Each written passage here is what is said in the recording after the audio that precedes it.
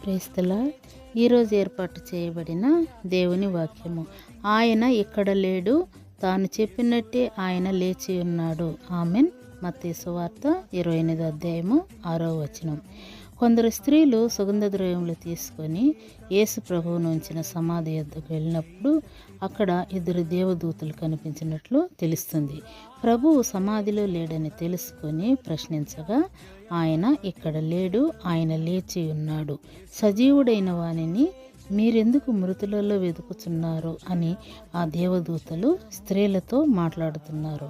యేసు ప్రభువు ముందుగా చెప్పాడు, మనుష్య కుమారుడు తన శత్రువుల చేతికి అప్పగింపబడి మరణించి 3వ రోజున పునరుద్ధానుడు అవుతాడనే మాటను శిష్యులు మరిచారు, స్త్రీలు మరిచారు. ఆకాశము భూమి గతించినేమో కానీ ఆయన నోటి మాటలు గతింపవు. కాబట్టి ఆయన మరణపు ముళ్ళను విరిచి సజీవంగా తిరిగి లేచిన మృత్యుంజయుడు. అందుకే ఆయనను ఆరాధించే వారముగా ఉందాము. ఆమేన్. Praise the lord.